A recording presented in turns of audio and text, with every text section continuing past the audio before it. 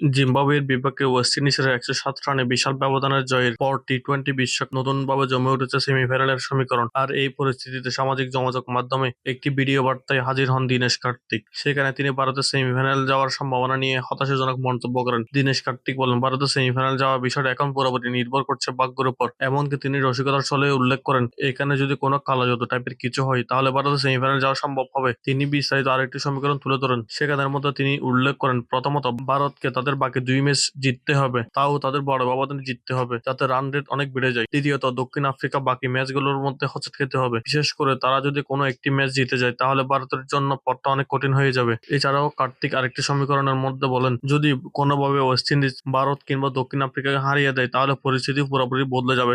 সেক্ষেত্রে সহজে সেমিফাইনালে উঠে যাবে দক্ষিণ আফ্রিকা ও ওয়েস্ট ইন্ডিজ এবং ভারতের সেমিফাইনালে যাওয়ার সম্ভাবনা একেবারে শেষ হয়ে যাবে। কারণ জিম্বাবুয়ের বিপক্ষে দক্ষিণ আফ্রিকা জয় পাওয়াটা প্রায় অনেকটা নিশ্চিত হয়ে যাবে ধরা হচ্ছে। সব মিলিয়ে ভারতের সামনে এখন কঠিন সমীকরণ অপেক্ষা করছে। শুধু জয় পেলে হবে না, জিততে হবে বড় ব্যবধানে এবং তাকিয়ে থাকতে হবে অন্য দলের ফলাফলের দিকেও। এই যেন এক মাইনকার চিপার মধ্যে পড়ে গেছে ভারত। এখন দেখার বিষয়, ভারত কি এই সমীকরণ সহজে মেলাতে পারবে নাকি ভাগ্যের উপর নির্ভর করবে, কিংবা কার্তিকের ভাষায় অলৌকিক কিছু কিংবা কালা জাদুর মাধ্যমে সেমিফাইনালের দরজা খুলে যাবে ভারত। এখন দেখার বিষয়।